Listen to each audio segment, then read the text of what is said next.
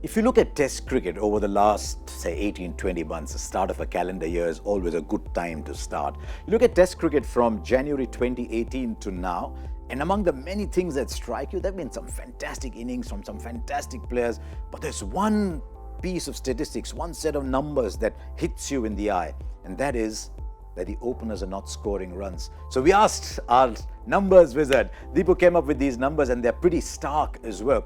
You look at years, you look at all the years in Test match cricket, but over this period, look at the partnerships, the opening partnerships. We're looking, there will be cutoffs, but the cutoffs are fairly liberal, and 2 of the 4 worst opening partnership years have been 2018 and 2019. Openers are just not scoring runs. You look at batting averages for openers, again 2018, 2019, the numbers there are so stark. You look at individual openers, there's only one opening batsman who's averaging 40 plus if you consider 20 plus innings.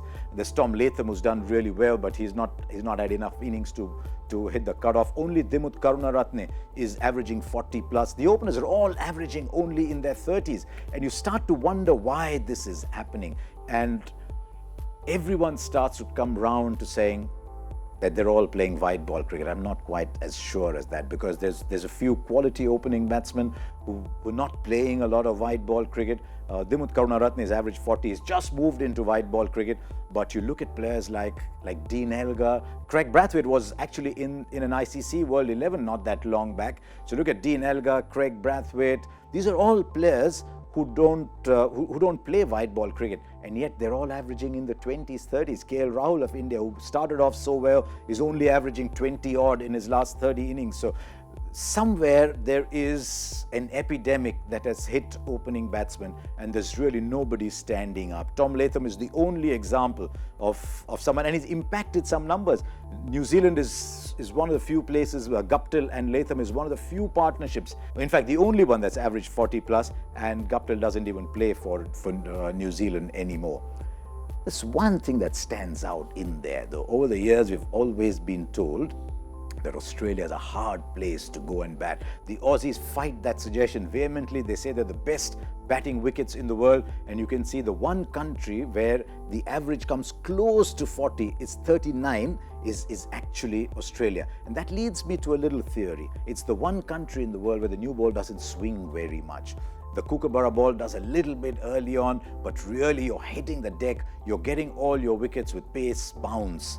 And that is the one country in the world where people have just started to nudge 40. And that's my theory, that when the ball starts to deviate from straight lines, that's why wrist spinners have done well in white ball cricket, but even more so in red ball cricket. When the ball starts to deviate from the straight line, when it swings, there's not a lot of opening batsmen who are countering it. White ball cricket, it still has one impact though. Across countries now, and especially in the 2 homes of Test match cricket that survive, England and Australia, at the key part, in the middle part, in the most important phase of their cricket season, they're only playing T20 cricket, whether it's the Big Bash or the T20 Blast or the coming season in England with the 100 that's coming in.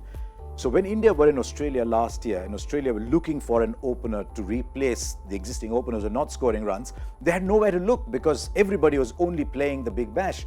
So you play Test match cricket, you play 4-day cricket or 3-day cricket or 4-day cricket right at the start of the season when the pitches are fresh, or right at the end of the season when the pitches start to get tired. And so you're not getting good batting pitches for openers to build their craft on. It's just a hypothesis. A lot of you might have your own hypotheses as well, but it's one thing that's demeaning Test cricket almost, that openers are not scoring runs. And as a result, we're now watching a game, and that happened to me the other day when I was watching the Ashes, and when they got to 250, 260, I found myself saying, that's not a bad score. And then I suddenly stopped and said, no, there was a time when Australia made 400 for 5 on the first day of a Test match against India and lost, that England made 500 in a Test match at Adelaide against Australia and lost, and we're now getting down to saying 250, 275 are good scores. And that's because the pillars of Test match cricket, the openers, are going through their worst phase ever.